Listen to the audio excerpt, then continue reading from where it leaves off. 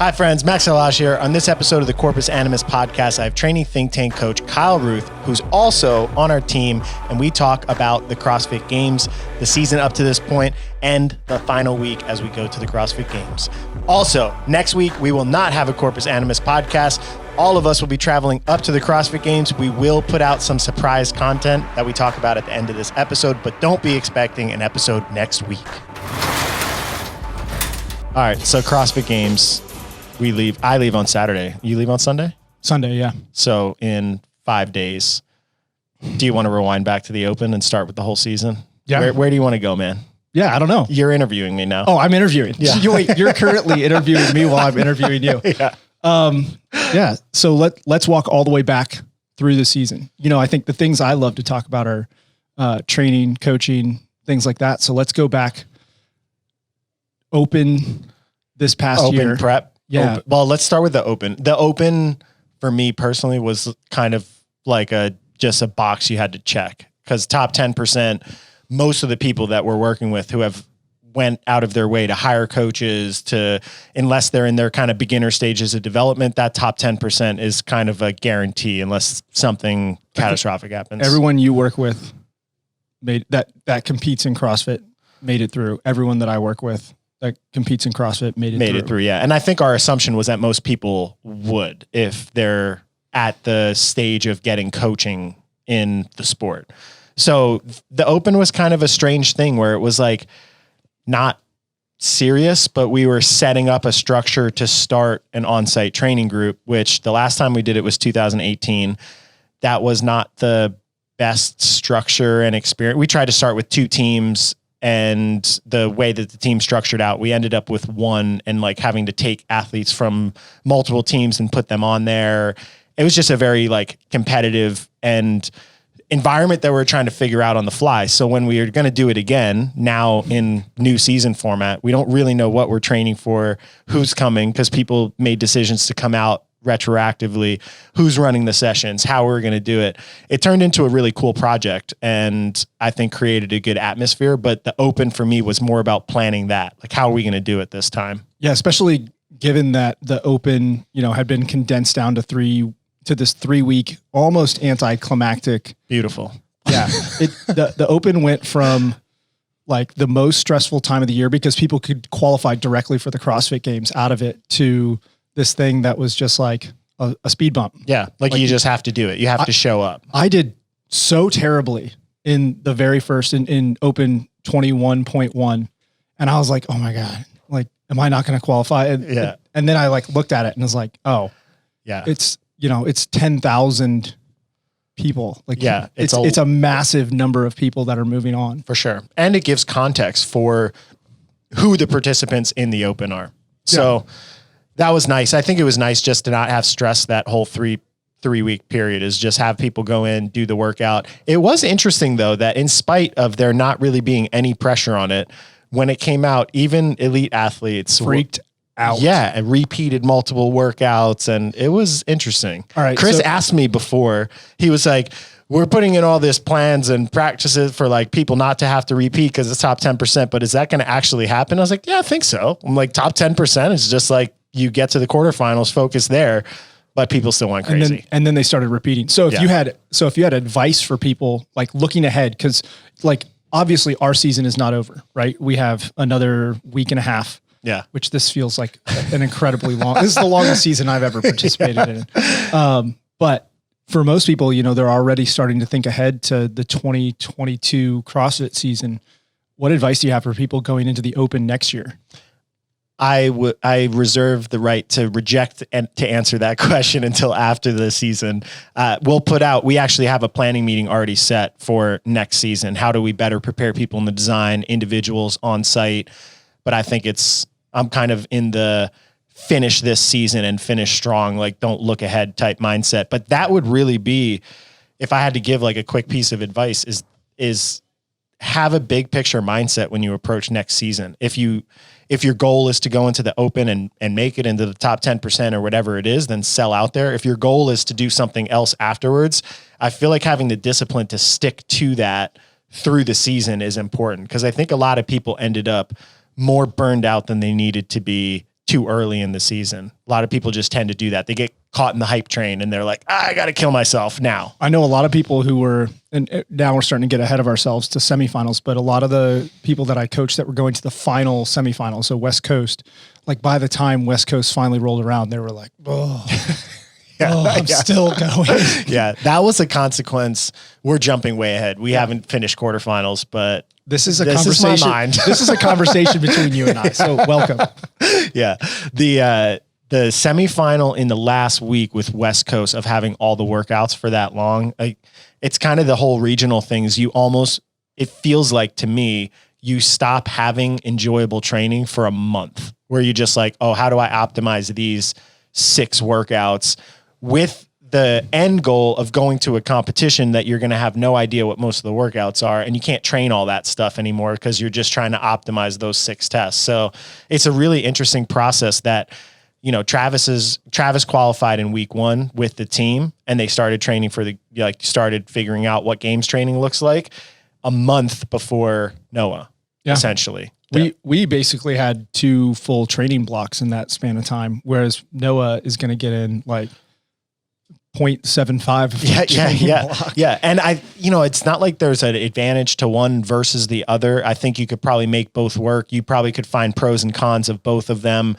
Like for example, training for 8 weeks really hard for a super high volume competition might make you more likely to tweak or have muscular issues. Whereas 3 weeks essentially, which is what Noah had to prep, might be like easier to get him peaked, deloaded, and done, where it's just over really quickly. But you don't really know if those are basically wait until the results of the games to then retroactively look back and be like, oh, well, this is how it played out. You don't know any of that shit when it's happening. Is it too far gone now where if, let's say you were a Fraser and these workouts got announced and you didn't practice one of them, is that time past us now where it's like, no, you pretty much have to practice these workouts. You can't just rely on your fitness. So I think you would have maybe 5 people that would be in the like Fraser boat. And even then maybe they're just getting lucky on game day. Yeah. I mean, I don't know if it's luck. I just think they're just so much better that they could randomly approach a workout versus somebody have some practice of it. This is a loaded question for you.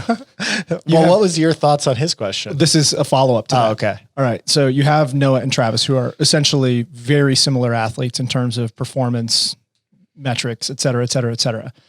If they were going into a competition, say they're going to the CrossFit Games and they announce some of the workouts and Travis practices them and Noah doesn't, who wins? They're essentially matched athletes. Yeah, that's or vice versa, right? So I think from just experience, I don't know if this is true, but off the top of my head with just coaching them for a long period of time, Noah performs better relative to himself with more practice of the same workout. Travis prefers to go into the unknown a little bit more comfortably, where he'll just like not need a strategy. And I think it's because Noah is a little bit more of a strategist as an athlete. Like, the Brett Bartholomew book. I don't know if they have a strategist. I forgot. I've read it a long time ago, but it's called Conscious Coaching. We actually did it in the classroom when we were doing book reviews, but essentially every athlete kind of has a subset of ways that they think about or attack things. Like some people are more emotional. Some people are more driven by, quantitative. And I think Noah specifically is much more, if he could practice it and refine it, he can refine it to a higher level. Whereas Travis is much more of like a risk taking, go in and like fight with heart type athlete. This year, heading into MAC, we actually, because we only had a week and the workouts came out a week ahead, Travis went to start testing workouts. And then on Saturday, he kind of had like a bad experience with the heavy wall ball run muscle up workout, which I was thinking was like, oh, that's a home run workout for you. Like a heavy wall ball and running 2 things together. And like the muscle ups, we've been prioritizing a ton and I didn't think it would separate as much. He went through the first like round of the workout, which is basically a third of the total workout. Cause it went 1 round, 2 rounds, 3 rounds, but the 2 rounds was equal amount of work to the 1 rounds and the 3 rounds was an equal amount of work to the 1 round, essentially. Yeah. He like bonked and then was like, I don't want to test the workouts anymore. And if Noah had said that, I'd be like, I think you should probably test the workouts. Like you on your first time run, generally you'll figure things out that help you with your second time run. Whereas Travis, I think he just doesn't necessarily need that. It's like on game day, let me race type thing. I was going to ask, are there athletes you worked with who doing them almost hurts them because now they're in their head about it when they get to game day? Well, I think, or it limits them. They they think that their ceiling is lower than it should be. I don't know if I'm saying that well, right. I think actually that might be the thing that happened to Travis in the past with the regional format, where like you have the opportunity, and I'm saying this now, realizing that it might not fully be true because he's repeated open workouts and done way better. But I think that might be more so the pressure. I also like the pressure of the deadline. The devil's advocate to this is like all of the people who qualified through at West Coast Championship, all 5 of them had done almost every single one of those workouts, either at regional or the games previously. Yeah. And But they also happen, like if you think about that, who are the types of people that are going to have retested all of those? It's the people that have been qualifying over the years. So that correlation is interesting to say the least. But yes, I do think there's something to that. You test a workout, and generally if you're competitive and you're trying to do something at your best level, you're finding your limit on that day. But your limit on that day when you're in training in your normal environment, you got your life shit not, just like happening, versus your limit when you have 10 of the other best people in the world or 9 of the other best people in the world on a line with you, competitive pressure, a lot of money on the line, time to taper into the competition, people talking about it, cameras. Like, I think that brings energies. Like where there's people, there is power. That's for sure. Chris Beardsley, who's a sports science researcher, strength and conditioning researcher that I definitely follow. He's got a great thing on this where it's like, he's talking about strength performance specifically, but that it's environmentally dependent. Your strength at any given moment is entirely dependent upon the environment. So like you solo versus you with a crowd versus you with a coach versus, versus you just got challenged versus, your dog is stuck under something you got to pick $1 million on the line. Yeah. Or in this case, like a third of $1 million to the line, but whatever. But I think that definitely happens where you do a test, you found your limit, you actually did find your limit, but then you go into that next environment thinking your limit's going to be the same. But really the context of the whole experience changes what you're able to express. And I think the most successful CrossFitters that I've been around or just listened to interviews on over the course of the last 10 years are people that in those moments are their best selves. Whereas other people get into those moments and they don't respond well to it. They're anxious. There's too much noise, whatever it is. Do you think that those archetypes, like the Noah archetype who does better with repeated exposure to the same thing, and the Travis archetype who kind of like digs and performs better on unknown tests and things like that, do you think that it might explain some of what we observe where some people are really good in an open or maybe now quarterfinals format, this online format, but then struggle a little more in the live event format? And some people struggle with the online qualifier format, but they show up in a live competition where they've had the workouts for 2 weeks and like absolutely, crush it. Yeah. I read an abstract on like an Instagram caption that talked about, be careful. Yeah. So that's why I prefaced nothing good such as I read an abstract on Instagram. Information. Fake science, whatever it is. But it said that the music that you listen to, if it's pleasurable to your ear, can increase your pain threshold in exercise, which I think is true. I found that to be true for me. Play your own music. Like the people that like heavy metal, if they put that on, they can dig, or, whatever it is, people that find their structure. So I think the open thing of people doing well in the open is that they have full control of their environment could play a role to it, where you go to competition and it's like, all right, the amount of music, what the music is, the pace of the music, the style, your judge, the volume. You might walk out and not like you immediately. And you're standing an inch away from them and they impact. They're playing that work hard, play hard, work hard. If I hear that fucking song one more time at a CrossFit competition, I just you don't want to be there. That just brings back memories of Wadapalooza is all that does, where it's like the whole weekend is the same song. Oh my God. Over. What's that song that was like, you're the fucking animal. I know that pace. Dude, the first Wadapalooza I went to in 2012, I swear to God, they played that on repeat. Yeah. But so that plays a role. And I think in order to consider yourself an elite CrossFit Games athlete or an elite athlete in the sport of CrossFit, it's the people that can just block that distraction. They can compete if it's hot. They can compete if it's cold. They can compete with no music. They can compete with loud music. They can compete with testing. Yeah. So that's shrimp cocktail. So really what you're getting at is that that's an experience thing, right? Where for someone to be able to go in an online format and express a high percentage of their potential, and then also do that in a live event format, that really comes down to their experience in the sport. And I think just their personality. I mean, I think if you have do you not think that their personality could be shaped by having those prior experiences? Maybe, but I think so here's an example. Noah is very social. He's socially driven. Yeah. And I think if you have, and so more social experience, more people, more cheering your name, it like fills him up, makes him feel good. Whereas if you have social anxiety disorder, and you want to be a great CrossFit athlete, but you get into an environment with new people, new noise, new stuff, and you get hyper anxious in a competition where you got to compete over the course of 20 events in 3 days, that anxiety burns energy away from your ability to perform. So I think you actually would see the people that have the right, whatever it is, mental profiles, mental health profiles, are going to get earlier success. Then they'll get positive reinforcement like, oh, I'm really good at this. I want to keep doing this. I'm going to keep finding these environments to gain experience in them. And then the people that don't respond well in those environments are getting negative feedback. Well, I don't like in person. competing. Yeah. Because it's just not enjoyable. You're not winning. You're not being your best self. You have all this life history that says I could do this when I'm by myself. And then I go here and I can't do it. What's wrong with me? So I think that it almost self-selects for the right type of people to do well in it. But that's definitely one character trait you need to have to be good at this sport.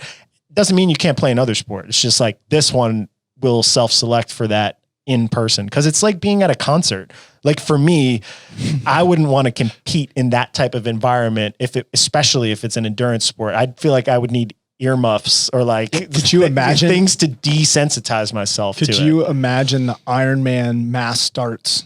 Like put yourself in that situation where in one of those mass starts. I don't know if you've ever watched the videos of some of those, but it's like controlled drowning into the water. Yeah. People grabbing and all sorts of stuff. I could imagine that being a terrible experience for, half the population, and half the population would be like, this is the coolest thing I've ever done. Because it's exciting. But also the format of the competition is like, triathlon or running is like you're probably listening to your own breathing and like the sounds of nature for hours at a time. It's a much more serene environment than CrossFit. Except for that mass start. Yeah, except for that. And maybe the transitions. Yeah. Did y'all see that girl who knocked everybody down in the Tour de France? She was.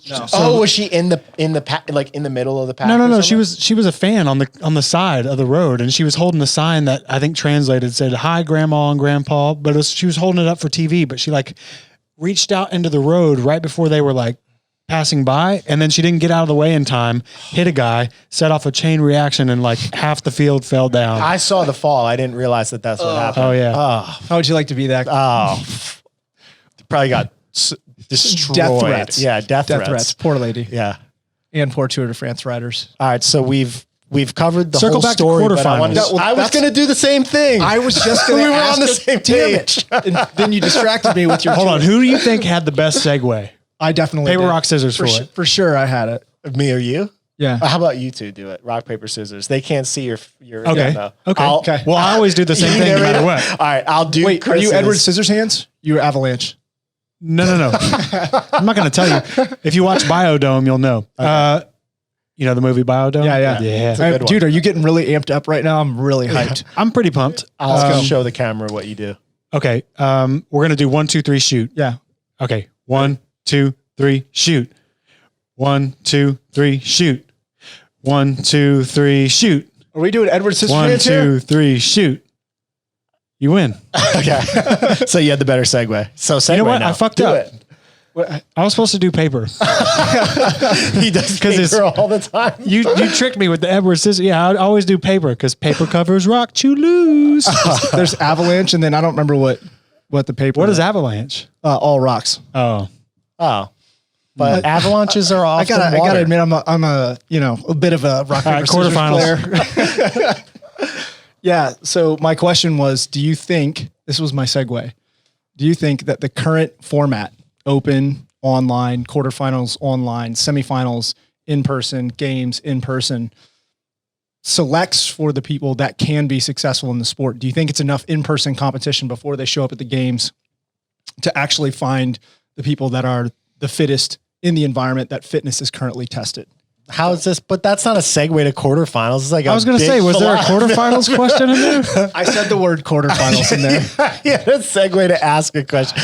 All right, I'll briefly answer that question by deflecting. I can't believe we paper, rock, scissors for that shit. All right, what was your segue? No, it's cool. It's a good question. Talking about a lady hitting someone with a sign. Yeah, I don't remember. I feel like we've talked about this in a podcast or staff meeting or just with people, but I think that there definitely needs to be work done on the identification of tests that take you into each level and what it means to be a good CrossFit athlete. Is it just over the course of all the tests from open to quarters to semis to the games, we're trying to find the fittest? If that's it, then it doesn't matter the answer to your question. If it's about ensuring that by the time we get to the CrossFit games, you have the whatever it is, 40 best men, 40 best females standing on the line that are the most well-rounded in any capacity test that you throw out there, I would say that they do a poor job of identifying that.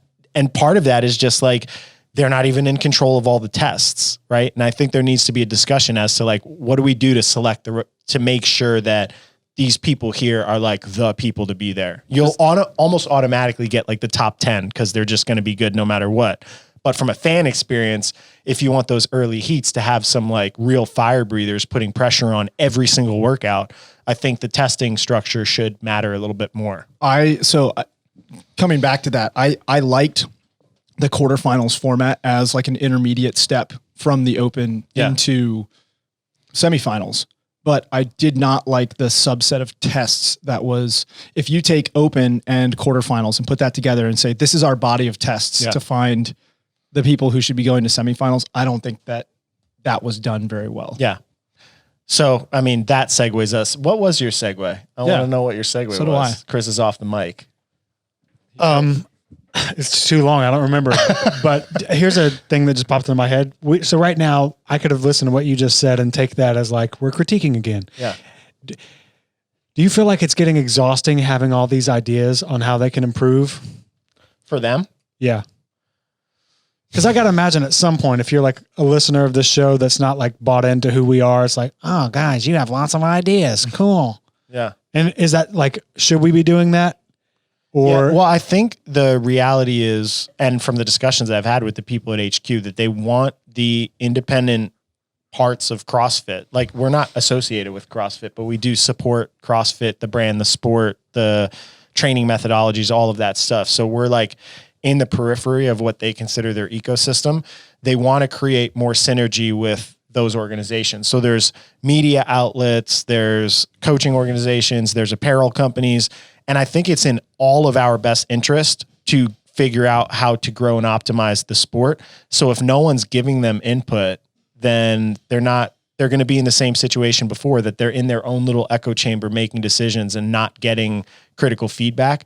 So I see it as like, this is a good thing that we're providing. If they think our advice or our opinion is stupid or too biased towards what we do, then they can just discard it. But if we don't ever share that or don't ever put it out, and we don't share it to our audience who could potentially be sharing that, then we don't really honestly say, how do we as a group, us included, make the sport better? I think like we're so early into it that we need to understand that we're not doing it right. Like, if everybody is not able to make a living as a competitive athlete and have an off season, have a structure and have fan bases and have sponsors, then it's going to die. It's not going to get the type of funding it needs to do well. So yeah, if people were whiny like that about it, I'd say, fuck you. People are people are complaining about no. Oh yeah. Somebody did do that. I called them out. You saw my response to it. So heading after the open, at what point in the year now what month would have quarterfinals been? Because it was beginning of April. Beginning of April. Yeah. So that's when we started the on-site. I think it was 2nd to 5th. I think April 1st, we started like the big group. Lauren was down, Alexis, everybody had finally shown up. No, it was right after. Lauren arrived like a couple days after quarterfinals. Oh, okay. It was like quarterfinals happened and then we prepped for semifinals as a group. Okay, well then go back. So speaking of opinions, quarterfinals, what was that like? Yeah, I mean, I'm definitely, I would definitely say that from our vantage point, it was kind of a shit show. It was I think the testing structure was definitely something that could be upgraded. And then having an organization that has to run 40 people through it with deadlines and all of that stuff is just hard. Like having limited rope climbing space and GHDs and 2 rope climbing stations. But if I take my personal opinion out of that, for almost the entire community, it probably was great. Like because they had testing constraints because of COVID and because of them trying to get mass audience and viewership. And most people have like 2 people in their gym in quarterfinals. They're not dealing with a group of people that have all qualified. So I think all of our issues with quarterfinals were probably just community specific, like to our community. Yeah. Just the fact that we had so many people that were doing it and, limited, especially with the equipment requirements that were made this year. And given that we have only 2 spaces in our entire building where you can, climb a rope to 15 feet, the fact that GHDs are expensive and take up a lot of space. And if you want to run lots of people through that workout in particular. And that was a 20-minute cap workout too. Times so 40 people plus so transitions we were like, and measuring the rope. And we were just scrambling. And there was media people here because they wanted to film Noah. So it's like, that was a challenging weekend. That actually went relatively well. I mean, there were definitely some hiccups and definitely some issues that I think were caused as a result of how chaotic and difficult it was just to try to make sure all of our people got and met the deadlines. But I think overall it was a pretty good experience. We qualified almost everyone through that we thought we would qualify through. And then it was kind of like, all right, well, let's fucking do this now. And Lauren was kind of a last minute. Lauren Fisher had reached out, I think the week before quarterfinals, and talked about wanting to come out, wanted to train with Noah, not wanting to like go into too formal of a relationship, just wanting to have a different community to train and prep with. So that was like a whole new element. So it's like, okay, now we're getting new people that I've never met, a lot of people taking up more floor space. What are the priorities for semifinals? Because we saw quarterfinal tests and we're like, well, what the hell are we training for now? Like, quarterfinals looked like old regionals. Yeah. And it was interesting because we didn't know if like all the events would be in person. Like there were some adjustments that we made to the training structure because we didn't know what would come out. One of them was like swimming. We're like, all right, we don't need swim progressions, most likely. We'll just do 1 active recovery swim day so that people stay familiar with the water. But if we just think about this test that just came out for the CrossFit Games is swim long. So I don't know how long that is, but probably longer than they've ever done. And I think they've done 500 paddle 500. So I'm guessing it's more than 1K of swimming, maybe a mile or something like that. If they had been swimming for a long period of time, that would be super beneficial. So there's always these you look back and be like, what the hell are we training for? How do you keep people in shape for this when the tests are always changing? Always. I almost always feel like as a CrossFit coach, you're hedging your bets. You're basically trying to make the best educated decision about the tests that are coming up and just saying, all right, in semifinals, we don't think that they're going to be transporting people to open water or to pools or things like that. So we're going to make the judgment call that that we're not going to do that. Yeah. We talked about this a little bit, I think previously on a podcast, but making the judgment call that all right, most of these events are probably going to do runs on the assault runner. Yeah. Right. It was, or like a true form. We just made that judgment call. Yeah. I made that judgment call with my athletes and then they're out doing a ruck run in 114 degrees out in Vegas. But I just had a thought about the complaining thing. Yeah. I feel like ESPN analysts, coaches of other sports, I feel like it's a common thing that people would voice. We just watched Shannon Sharp and Skip Bayless. What I was thinking about. Argue about Space Jam for 20 minutes before this started. Yeah, but let me tell you something, Skip.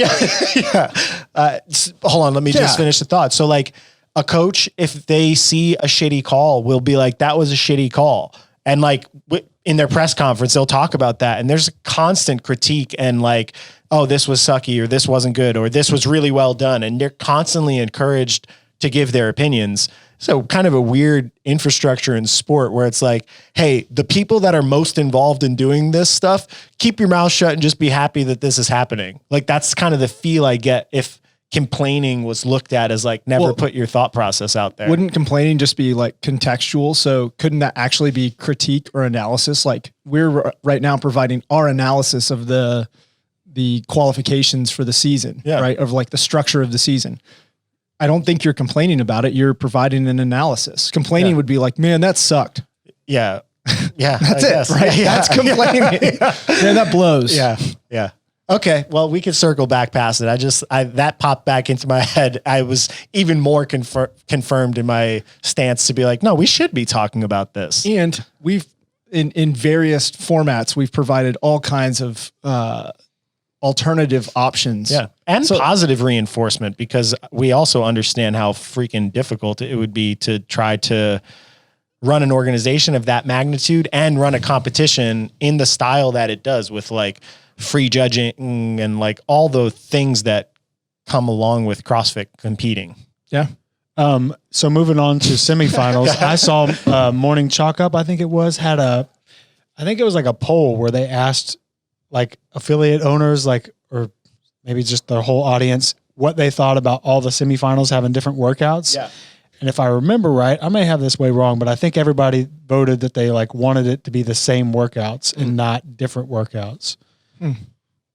That's interesting. I mean, I think that if they did that, they could be a little bit more creative with like last chance qualifications and stuff like that. Because if they said like automatically, just say 5 people qualify from wherever you are, you're competing against the field, but then the 3 finishers overall in a combined leaderboard of all of them that are at the highest that didn't qualify also go. You could have things like that that tie in performance-based wild. Yeah, like you got performance-based. The downside to it is from a spectator standpoint, even regionals, like by the time we got to week 4 of the regionals, I was like, I just don't want to watch these anymore. But most people don't travel to multiple regionals. I think we were in a unique situation where we coached athletes in multiple regions, but most people go to the one that's close. Like when it was or just watch the athlete they like. Yeah. So, I mean, and then the argument there was like, well, certain regions have longer to prepare. Yeah. I always felt like they could just fix that by doing kind of like what, like a seating, like what region had the most high level. Okay. You get X spots. Yeah. Or no. You get the later like they determine it. Oh. Yeah. So like the benefit goes to the people who did the best. Oh. Yeah. Kind of like lane placement during like, it's like, okay, well this region had the most, I don't know. That might be whack because you don't get to choose where you live. The other thing, I guess you do, but I think that you know what I mean, plays a role is if you take fitness testing. Did you have something to say or are you just laughing? I was laughing about that.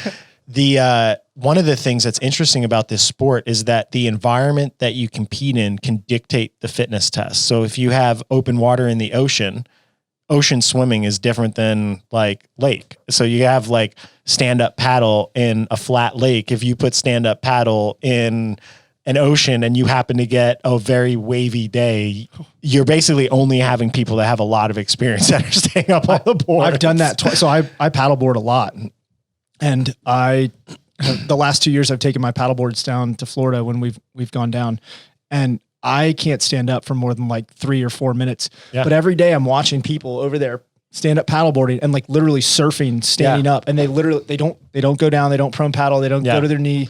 Like they're literally standing. You can develop the skill, but it's probably not likely that you're going to develop the skill and snatch enough for the sport and back squat. Like Chris always says one of his complaints or one of the things he likes to see is like, can we just have a competition that's just all stuff in the gym, all the stuff that you do? Yeah. The way I phrase it is like, I want to see who's the best at the shit that we do all the time. Like the games, I get it, is finding the fittest, and it's like a freak show of like, here, go through this these trials.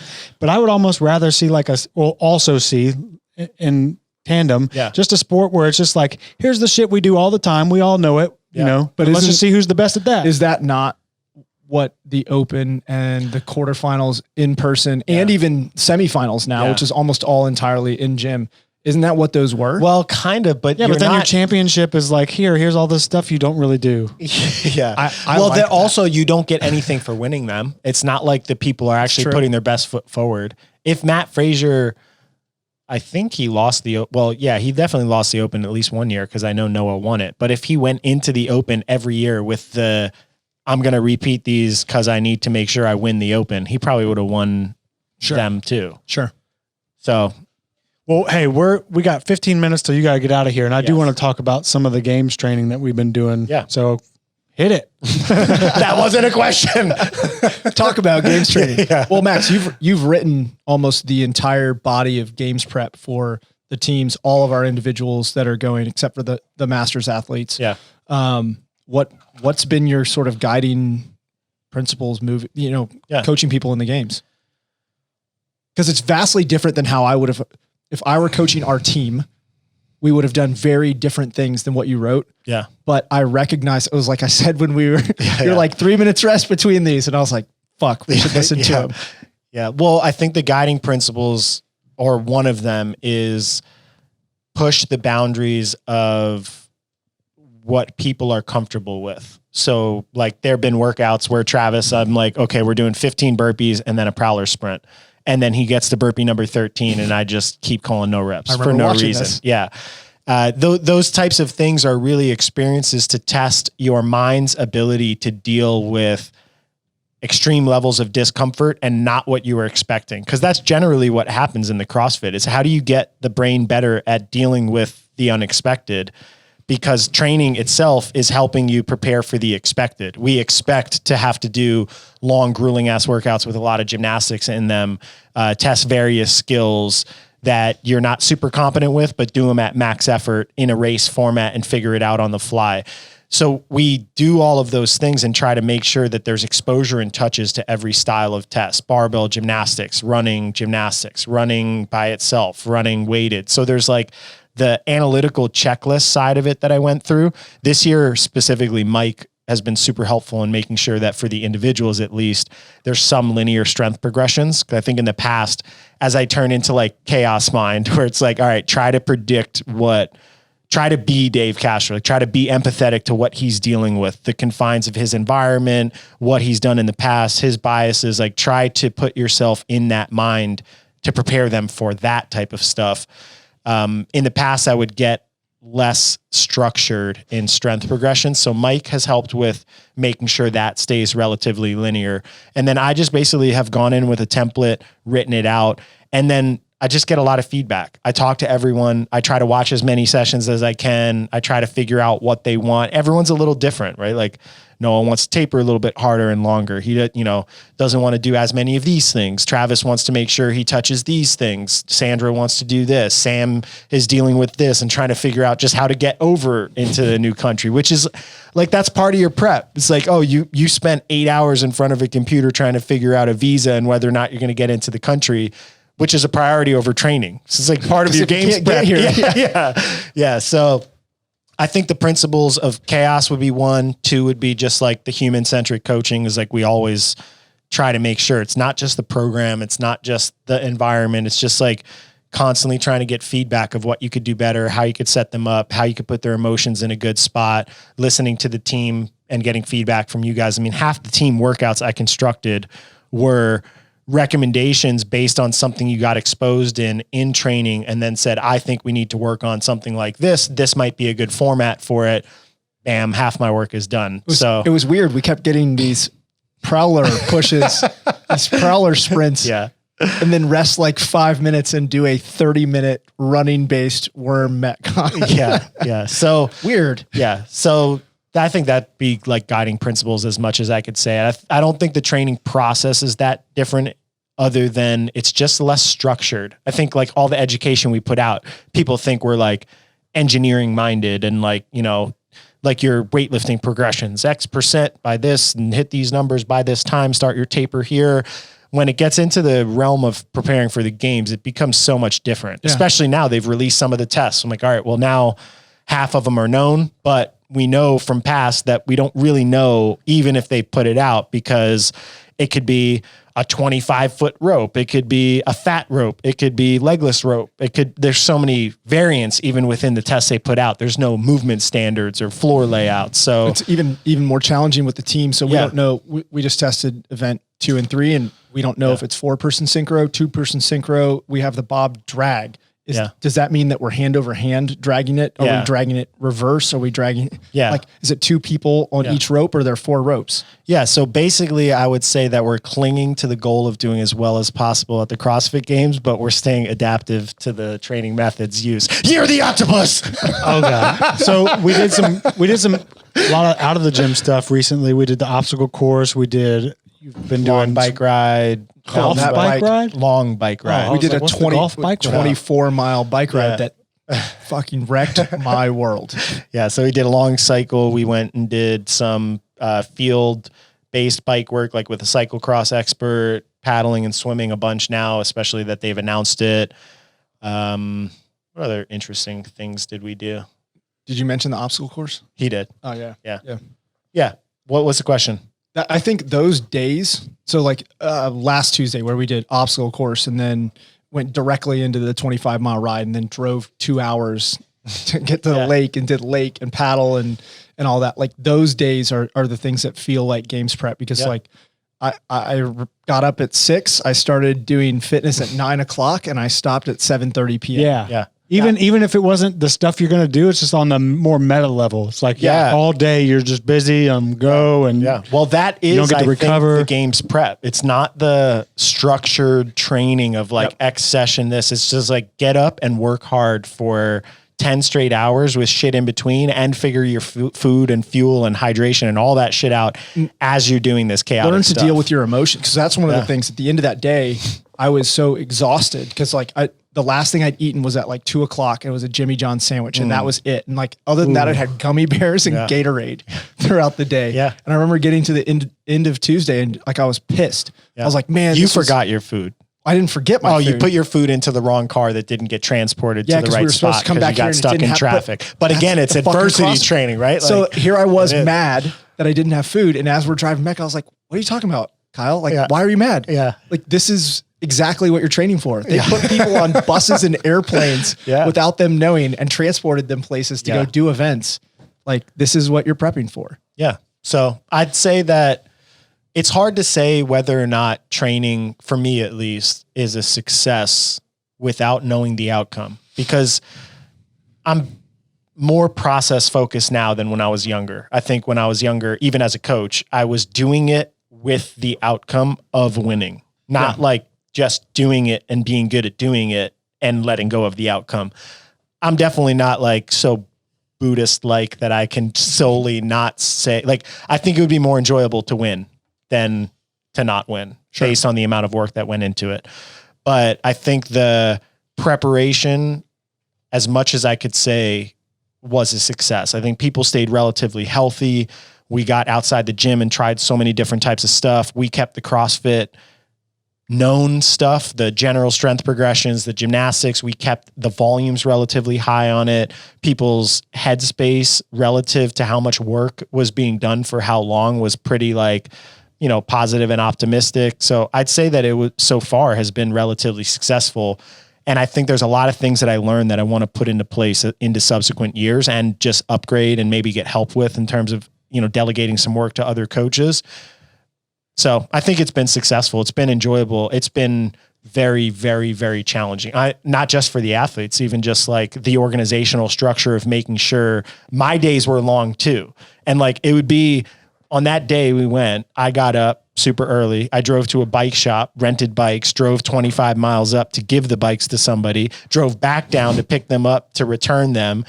I drove back in the car to get back to where we were going, went to the water. You also picked up.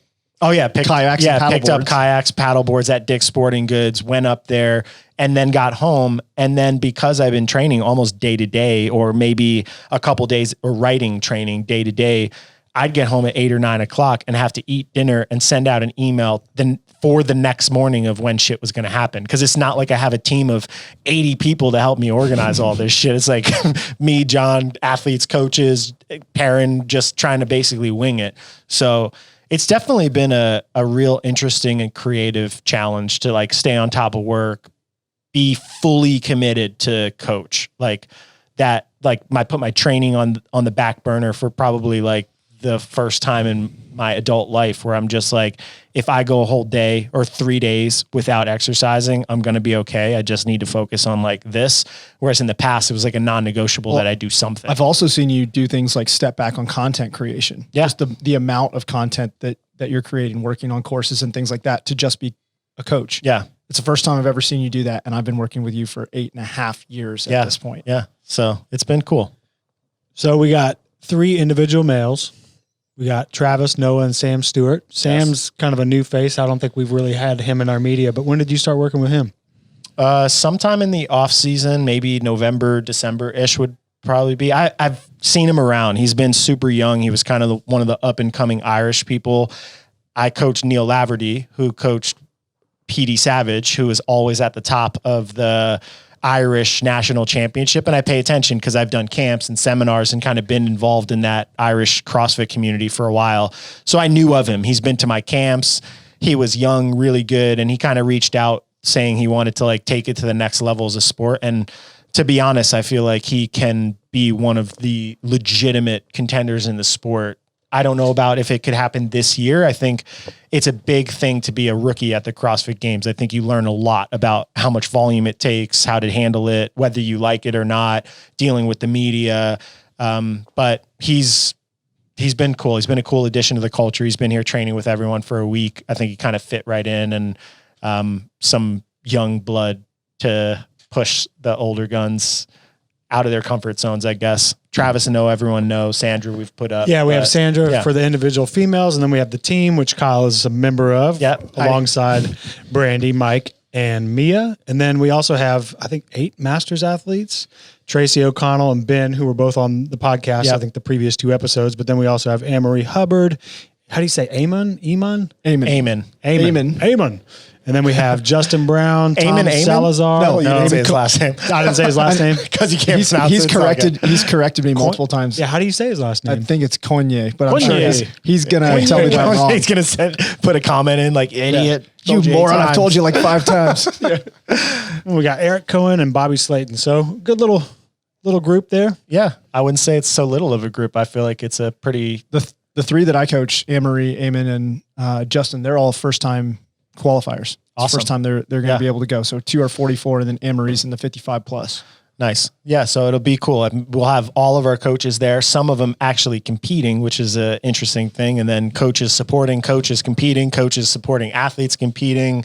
We're going to try to do. I was going to say, don't expect if you listen this far, don't expect a podcast next Wednesday. What we're going to do instead is tell them Max. Something. We're going to get together every night and try to make some content, or maybe like mini podcast discussions talking about each day, or update podcast each night of the games. I think is what we're going to try to do. Yeah. So would they come out? Friday, they would Saturday, come out Sunday. each independently, like one at a time, right? Yeah. So they'll be as the games is happening. So Friday night, you'll get one, Saturday, Sunday.